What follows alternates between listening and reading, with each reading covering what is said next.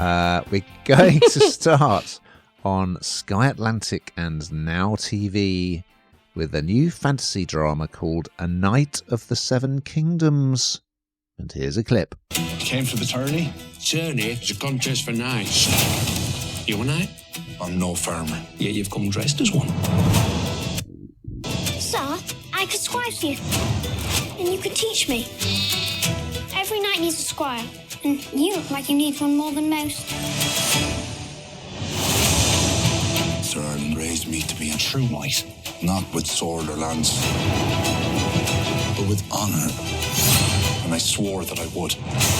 Well, this is one from the Game of Thrones universe, and it's set around 100 years before the events of that saga.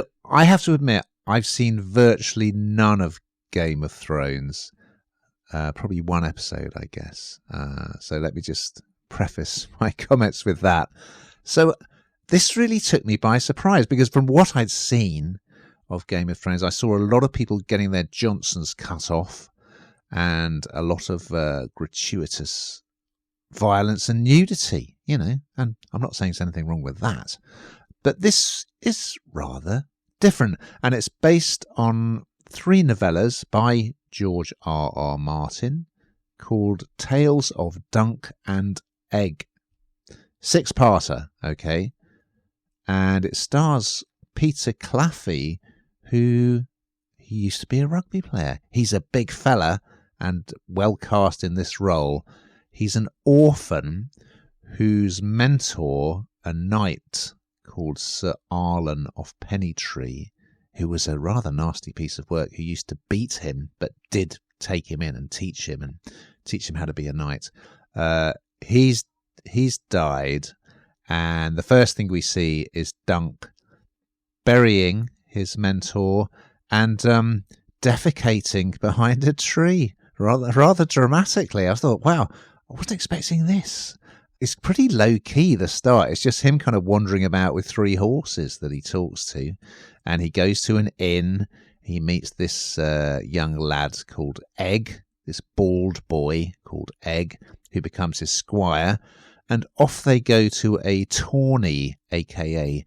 tournament, where knights do things like jousting. And he basically, his aim is to sign up for the tournament if he can, because he's known as a Hedge Knight, basically a knight with no money and no status who just sleeps under a tree. Hopefully not the one he defecated behind.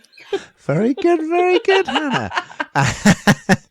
and yeah, impress in the tourney. That's the plan, and then maybe a noble family like the Targaryens might take him on as a knight. So it's just rather charming, because Dunk, he's not the sharpest tool in the box, let's put it that way, but he's got a good heart, and I think we're going to discover that he has the makings of a great warrior and a great knight. But it's, yeah, the beginning is very low-key. Apart from at the tourney, there's some great jousting footage, but the rest of it is, yeah, it's pretty slow-moving and sort of quite gentle humour.